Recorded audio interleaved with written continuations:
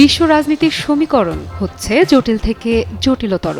মিত্রতা কিংবা শত্রুতার সংজ্ঞা বদলাচ্ছে চোখের পলকে। যুদ্ধ থেকে শুরু করে শান্তি চুক্তি, যে কোনো বিষয়ে সিদ্ধান্ত আসছে খুব দ্রুত। নেতারা বলছেন এক কথা, পরক্ষণেই বদলাচ্ছেন মত। বিশ্ব মোড়ল মার্কিন যুক্তরাষ্ট্রের পট পরিবর্তনের পর থেকে যেন বিশ্ব রাজনীতির অঙ্গনে আসছে একের পর এক চমক। কখনো গাজায় যুদ্ধবিরতির সিদ্ধান্ত, আবার কখনো সেটা দখলে নেবার প্রচেষ্টা। আলোচনা সমালোচনার মধ্য দিয়েই চলছে 2025।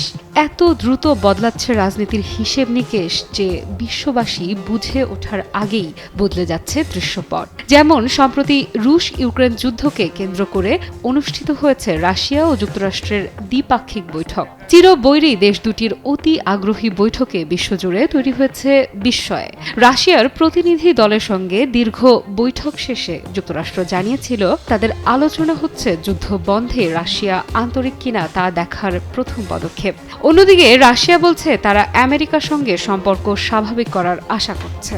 সবার মনে একটাই প্রশ্ন, তবে কি বন্ধুরাষ্ট্র ইরানকে ভুলে শক্তিশালী শত্রু আমেরিকাকেই আপন করে নিল রাশিয়া? যদিও রাশিয়া প্রশ্নের উত্তর খোলাসা করতে তেমন সময় নেয়নি। পারমাণবিক ইস্যুতে রাশিয়ার পররাষ্ট্রমন্ত্রী সের্গেই ল্যাভরভের ইরান সফরের মধ্য দিয়ে বিতর্কের অবসান ঘটেছে। তবে এবারে রাশিয়া জানালো নতুন তথ্য।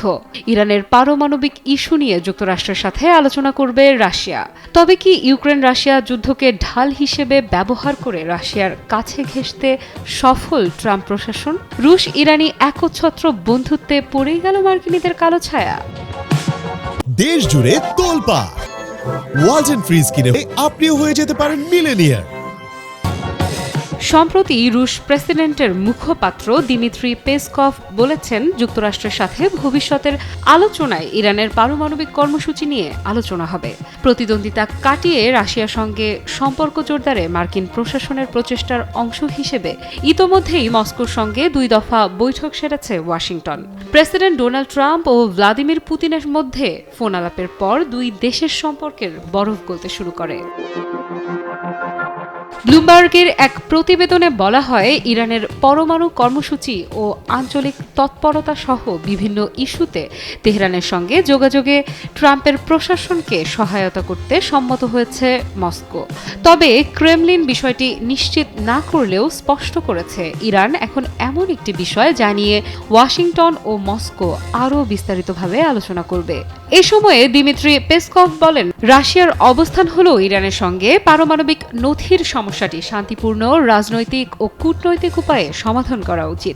আমরা বিশ্বাস করি যে সমাধানের সম্ভাবনা রয়েছে, কারণ ইরান আমাদের মিত্র, আমাদের অংশীদার। তিনি জোর দিয়ে বলেন, ইরান এমন একটি দেশ যাদের সাথে আমরা ব্যাপক পারস্পরিক উপকারী ও সম্মানজনক সম্পর্ক বিকাশ করছি এবং রাশিয়া এর জন্য সম্ভাব্য সবকিছু করতে প্রস্তুত। যুক্তরাষ্ট্র এ বিষয়ে অবগত।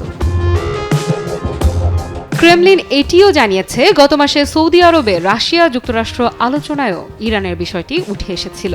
দিমিত্রি পেসকভ বলেন, রিয়াদে বিষয়টি কেবল স্পর্শ করা হয়েছে, তবে বিস্তারিত নয়।